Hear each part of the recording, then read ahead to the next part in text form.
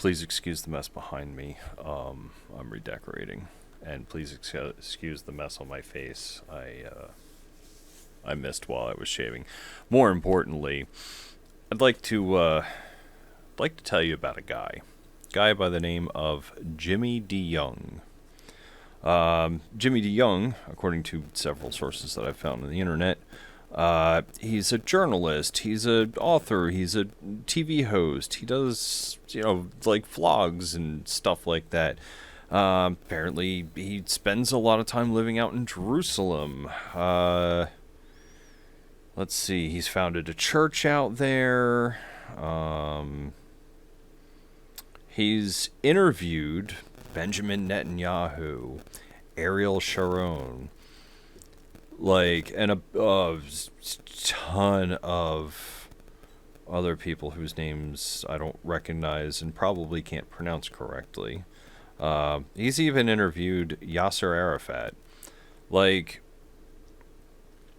Dude got around.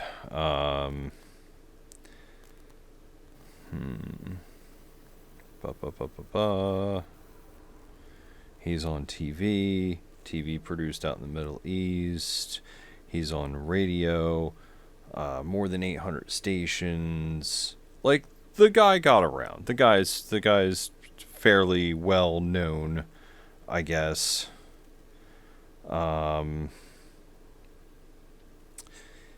And he's dead. Hashtag spoilers. He's dead. And I'll give you a clue as to why. From a tweet, December 18th, 2020, some are asking, is the new coronavirus vaccine connected to the mark of the beast? And then as a link to his prophecytoday.com website, where he runs his Prophecy Today intelligence briefing video vlog thing. Let's see. He was put in the hospital on the 7th. He was dead 10 days later. And yeah. Here's a guy who insinuates, based off of that tweet and apparently several other less kind websites to these kinds of people. This guy basically shit talked the vaccine and shit talked coronavirus. But there's not to get completely sidetracked. There's somebody else I'd like to talk to you about. Presley Stutz, from South Carolina. Let's see, 64-year-old gentleman. There's somebody else I'd like to talk to you about. A gentleman by the name of Presley Stutz, out of South Carolina, 64 years old, veteran. He was a committee member of his local county political party, leader of another political party offshoot.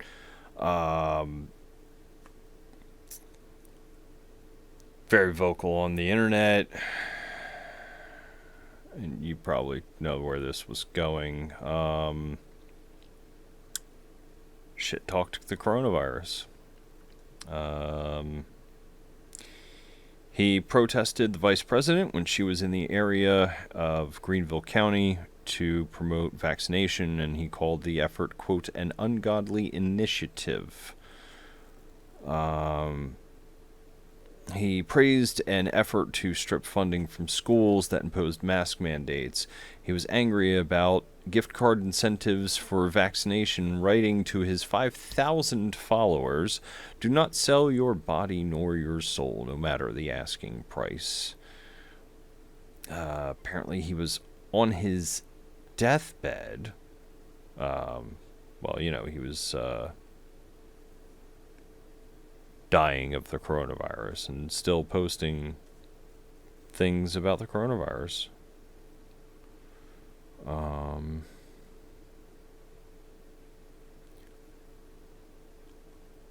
called Masks and Illusion, quoted as saying the American public has been gaslighted by the medical industrial complex.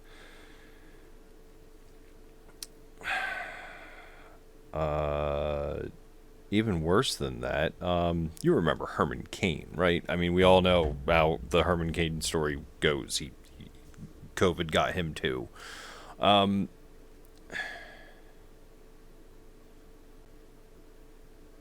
I could rail on and on and on about how these guys are they're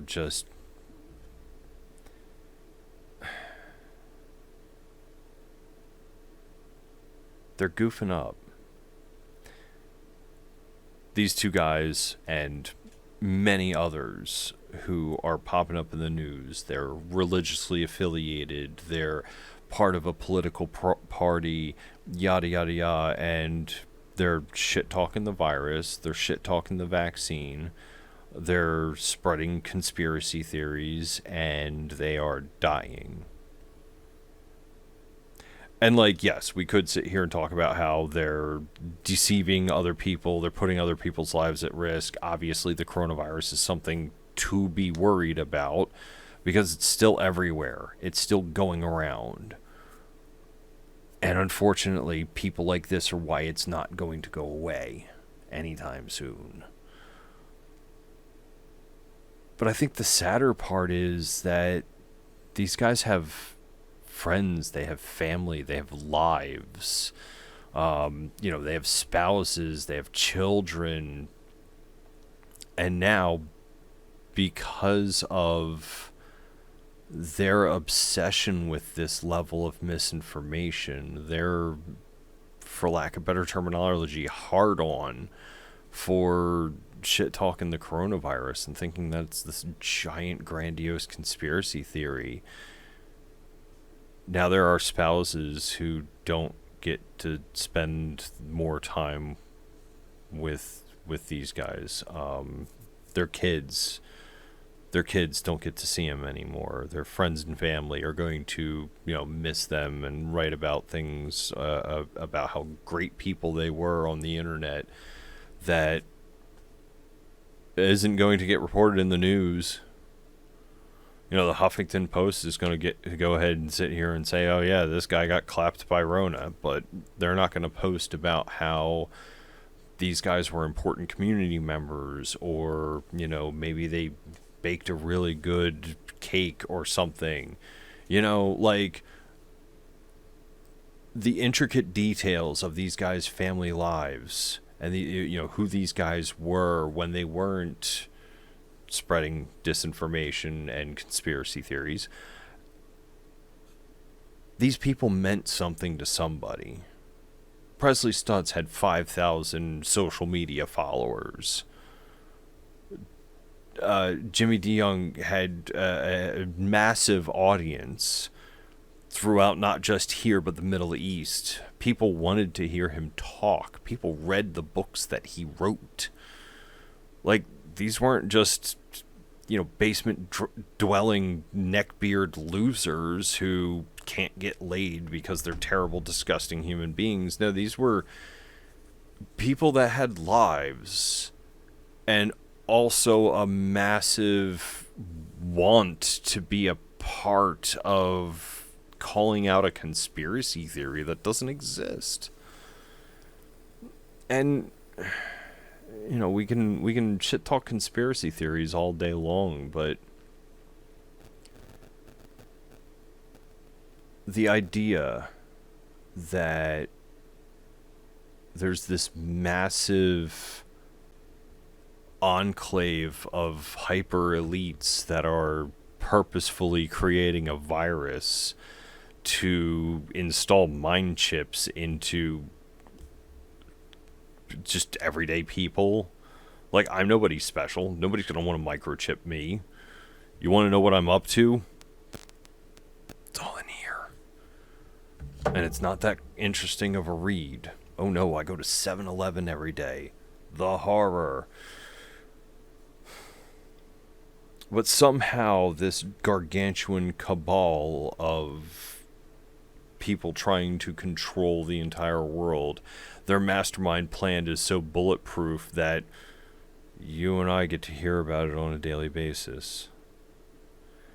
And it sucks that it's the religious that tend to fall for this kind of stuff. It sucks that it's right-wing leaning people that tend to fall for this kind of stuff. I'm not saying that it doesn't happen to the atheist and to the left-leaner as well, but more and more the stories seem to have the same taglines. Somebody who believes in the baby Jesus, somebody who votes red, somebody who thinks that the coronavirus is an inflated bullshit thing, or it's either bullshit or it's global conspiracy, or it's both, I guess. I don't know. I'm not a conspiracy nut. I can't subscribe to this kind of stuff, and how these people think is foreign to me. It doesn't make sense to me. And yeah, the greatest tragedy of all of this is that that's one more dad that doesn't get to go home and talk to his kids. That's one more husband that doesn't get to go home and tell his wife that he loves her. That's one more human being who is going to be missed. And again, yeah, we could shit talk these guys all day long for doing dumb stuff, but like, I guess the thing that concerns me the most is the overwhelming tragedy of all of this. How have we allowed ourselves, society, not you and me, I'm vaccinated, you're vaccinated, and neither of us are mindless drones yet, so there's that. How do we allow society to get to this point where these massive conspiracies aren't just laughed off, aren't just brushed to the side like the absolute insane ramblings that they are? What kind of person has to go through what kind of extra stuff in order to think that this is worth dying for? Like, you know, it's not like there's an invading army and we need to, you know, put a gun in the hands of every man and woman and say point at the bad guys and keep pointing and pulling the trigger until you're out. That's not going on. These guys aren't dying to save lives. They're dying while they're effectively putting other lives at risk.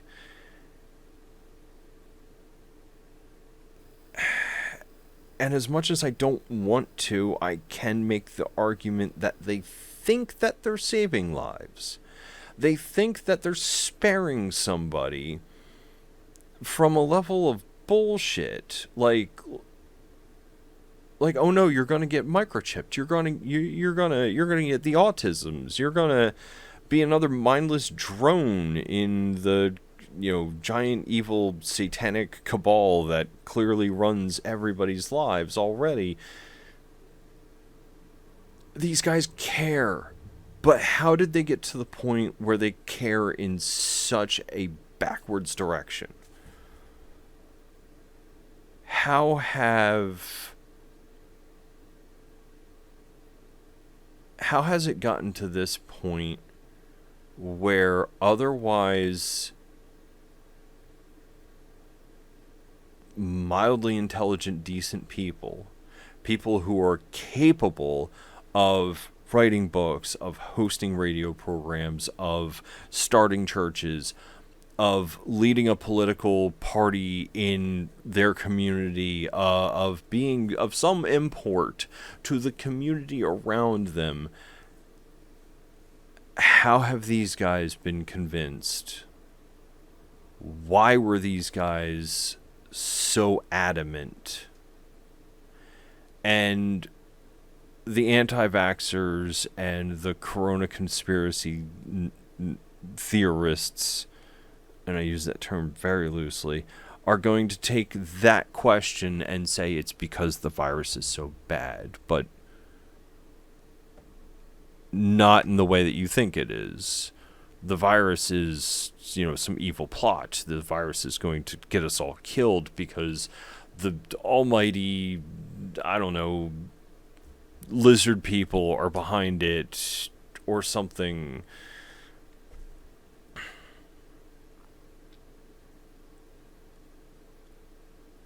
While denying the data and the facts that show that if you get vaccinated, you are substantially increasing your chances at not only not getting sick, but if you do get sick, not dying from this.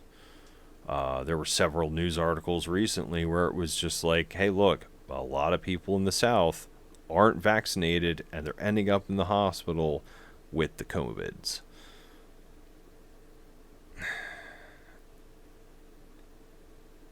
And again, the conspiracy theorists are going to sit here and say it's all a hoax and we don't want you getting microchipped. We don't want you getting all fucking wonky and but it doesn't make sense. It doesn't make sense because every single news outlet would be reporting that there's a chip in the. I don't want to get down that rabbit hole because I could sit here and back and forth about how the conspiracy theorists are going to sit here and say, well, of course the mainstream media isn't going to talk about it, and then to the other extent it's like, well, no, they're all competing against one another. If there was a news story to be had, it would be had.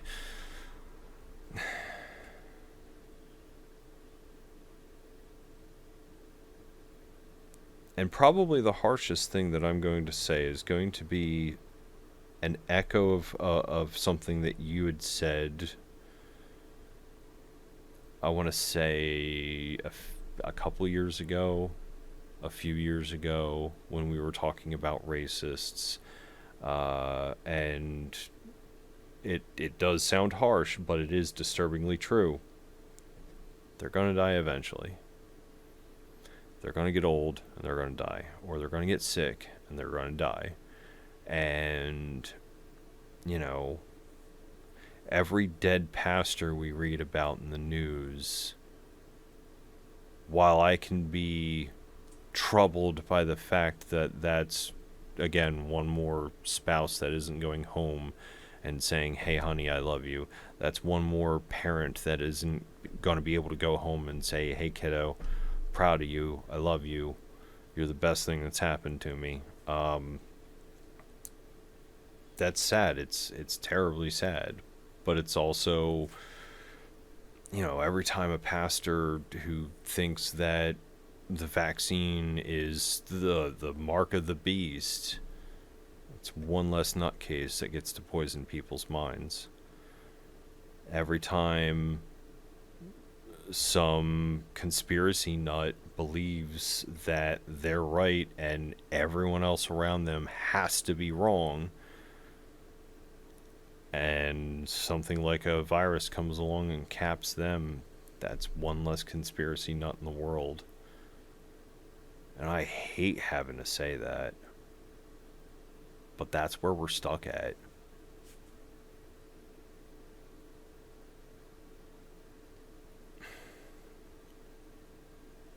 Unfortunately, these people are also responsible in a way for taking out other people. Stutz with his 5,000 social media followers, they probably all think, yeah, this guy's got it, this guy's right, the vaccine's a hoax, the virus is bullshit. And I mean, shit. Here's another more disturbing thing. Where did it go? Reddit. We all love Reddit. Reddit's great, right? It's the place where I find all my news stories.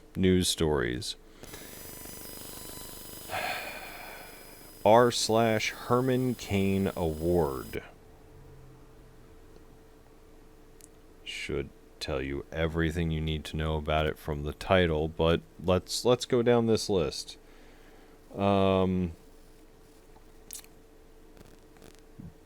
Pinned post. Qualifications for nomination of the Herman Cain Freedom Award. Public declaration of one's anti-mask, anti-vax, or COVID hoax views. Admission to hospital for COVID.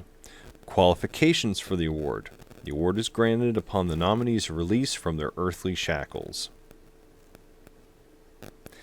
And this is an award that keeps getting won.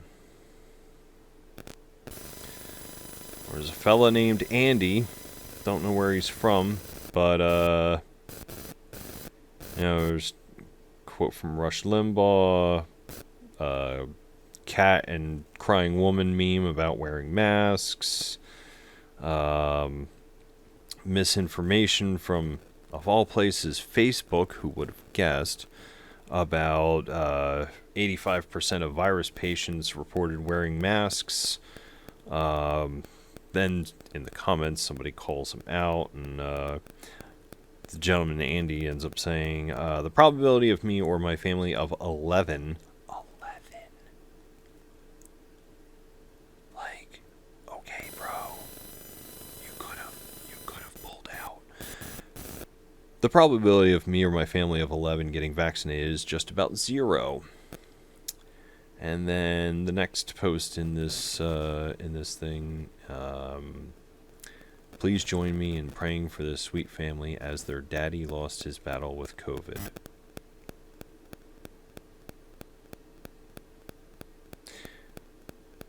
And it's a picture of a guy and his wife and his 9 kids.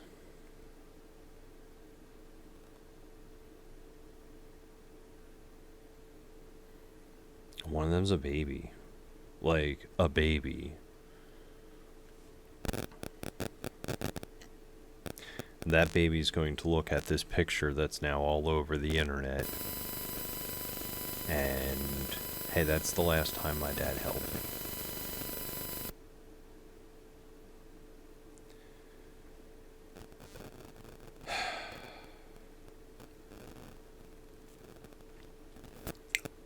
Here's another post from a guy named Ken.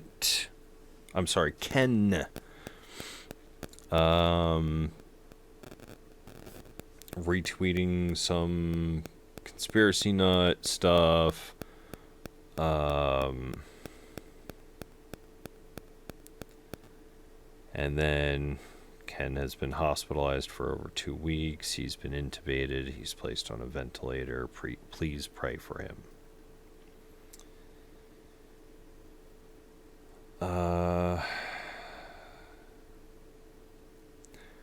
There's a lady that posts on social media, I stand firm in my beliefs. My husband's in the hospital fighting for his life, but I still stand by my decision not to get vaccinated. Bill's healing is in God's hands. Next picture, the obituary for Bill.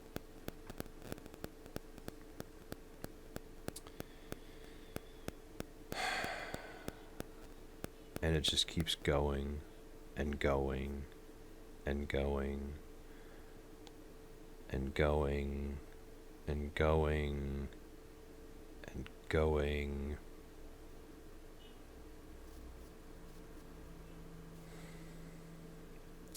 Here's a guy named Mitch. Posts memes about the coronavirus. Memes about, the mainstream media is garbage. The lockdown wasn't about safety. This is all about the 2020 election. Walmart and China and Amazon are just killing our small businesses with this bullshit.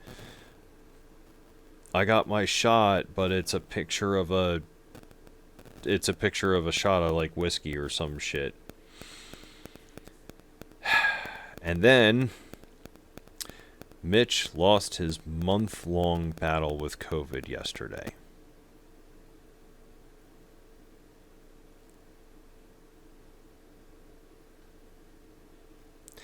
month long. And yeah, again, here's another important person to his community around him. And this person that's posting, apparently knew him very well. Apparently the dude liked motorcycles. And now he doesn't.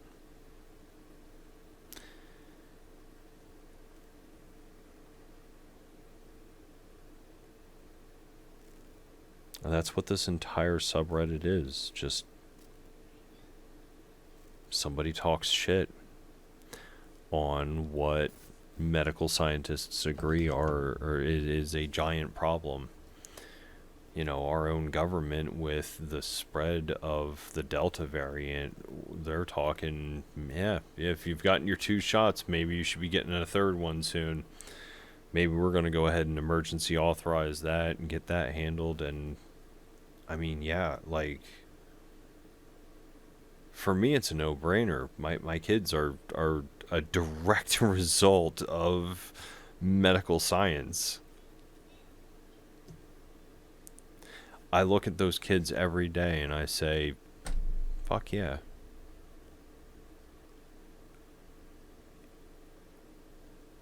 While some of the imagery of their early days will haunt me for the rest of my life, I have kids because of the advances we've made in medical science.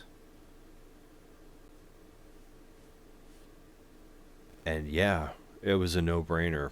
I was going to get a vaccine shot. I got 2. And I can joke about, you know, oh, hey, I've got my 5Gs. Oh, hey, my Autism 3.0 upgrade finally happened, blah, blah, blah. But that's what that is. That's joking about it, because I feel safer going into work. I feel safer going to the store. In Walmart, I still wear a mask. And if anybody else watching this questions why I, a fully vaccinated person, would walk into a Walmart wearing a mask, go to peopleofwalmart.com and then tell me I'm still crazy.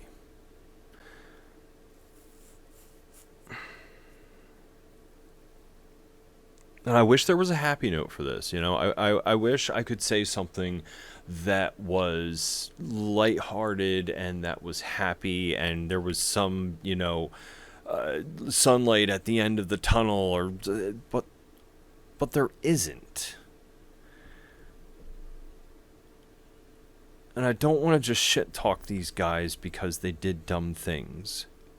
I believe that they did dumb things by mocking a virus that's already counted millions of people worldwide as its victims, and has wreaked havoc upon the lives of millions and now billions more at this rate, because this virus has touched everybody's lives. You know, I don't need to be sick in order to see the impact around me that it's having. But yeah, these guys shit talked a pandemic, shit talked a vaccine, threw it under the flag of, oh, it's got to be a conspiracy theory, it's got to be some governmental control bullshit, government can't tell me what to do, and now nobody can tell them what to do, because they are dead. And they are not coming back.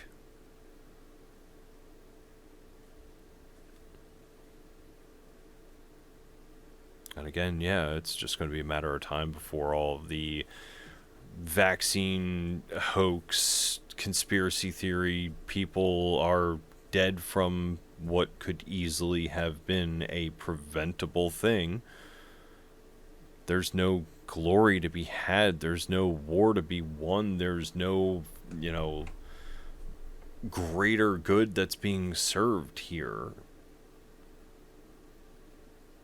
Every single person who believes this conspiracy bullshit, who believes that this vaccine is somehow or another harmful for you, read through the news articles. Read through the subreddits that talk about how these people are shit-talking this virus and they're ending up dead. They're ending up dead not because the lizard people are breaking into their houses and killing them. No, some of them are fighting for their lives for an entire month in a hospital bed and then dying. These people aren't coming home not because the aliens got them, not because the cabal got them, not because the Illuminati got them, but because their bodies couldn't handle the virus that was attacking it, which it could have easily been better prepared to do had these people taken the vaccine seriously, had these people taken a pandemic seriously. The end. Hey, it's me again. Different shirt. It's been a couple days since the previous part was recorded, and I needed to walk away from it because it's kind of heavy, you know? Like, I didn't want it to be a lighthearted thing, but I also didn't expect it to affect me as much as it did. So I went ahead and found some light stories to offset all of that with. And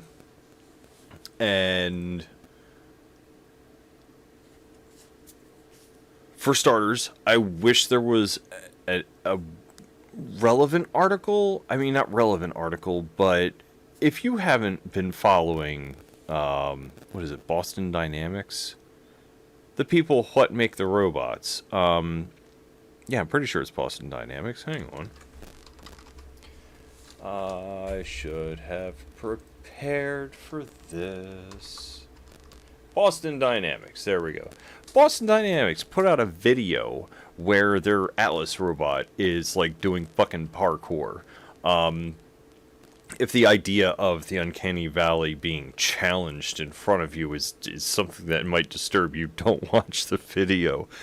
But it brings me hope. It brings me hope that we're going to have lots and lots and lots of fully autonomous robotic thingamajiggies that are doing stuff for us in a positive way. I know that some schmuck's gonna go ahead and greenlight this for, like, I don't know, war or some shit, which is gonna suck, but yeah, a robot doing parkour. Fucking A.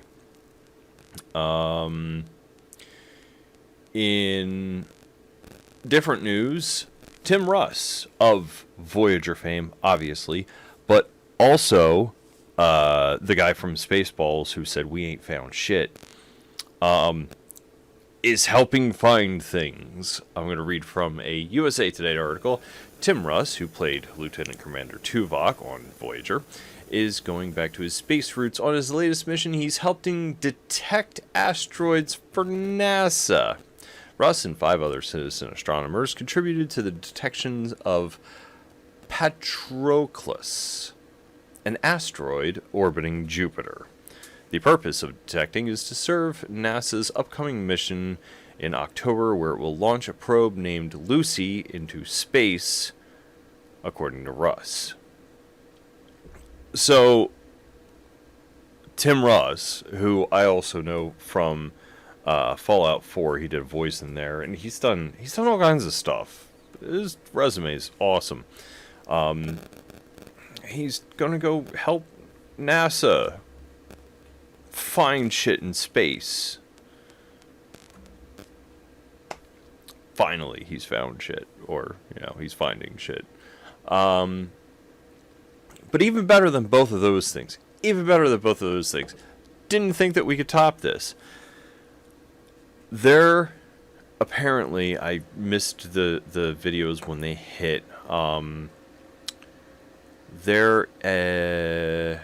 there's an 11-year-old named Nandi Bushell, and I've probably fucked that up. I'm congested as shit, and I don't know why.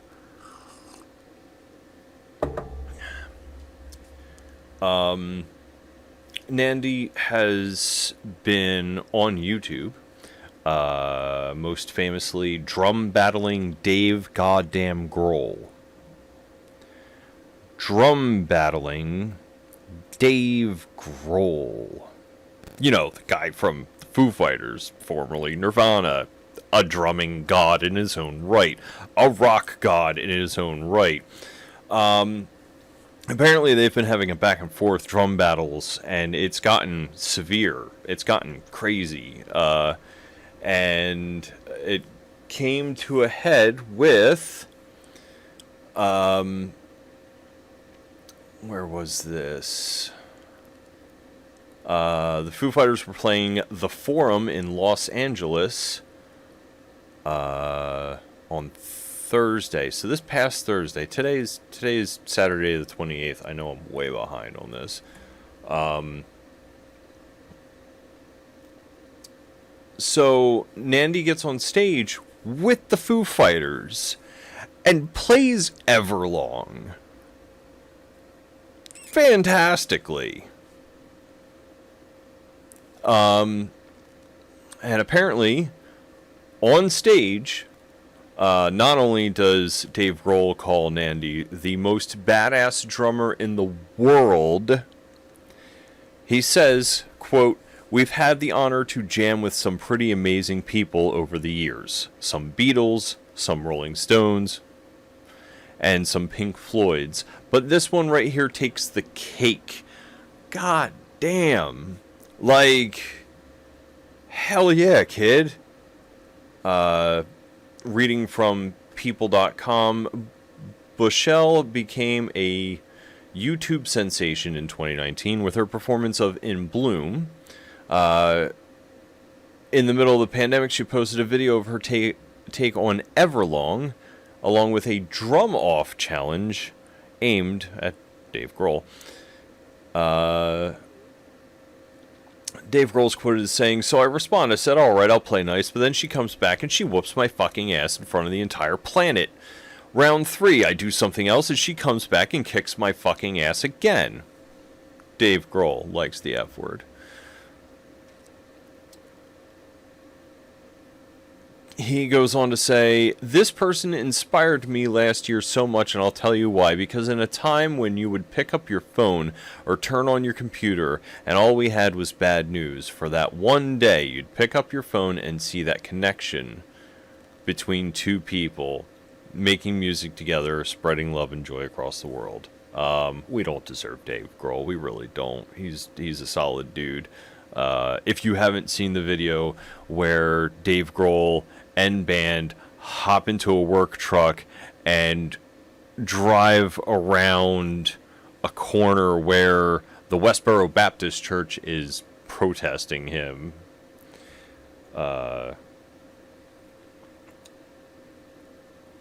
he basically, like, he's trolling them, but he's like, come on, man, I love you guys. I love everybody. Isn't that what we're all supposed to do? And then he gets yelled at because he's holding up traffic, but like, seriously, Dave Grohl fucking rocks. And then this 11-year-old kid comes out and she's fucking jamming out with Dave Grohl. Like that's pretty awesome, you know. In a world full of just shit news and dumb shit happening and people getting tricked into believing absolute dumb shit, at least there's some kind of goodness left. Like, I'm curious where this kid's gonna be in 10 years, because how do you top getting on stage with Dave Grohl, playing his song and playing it good? Like, fuck. That's awesome. So, with that being said, I couldn't let this video end on the note that I had left it on with the previous segment, because it was just too much. And yeah, there's good left. It's hard to find. I wish it was more abundant, but there's good left. And yeah, till next time.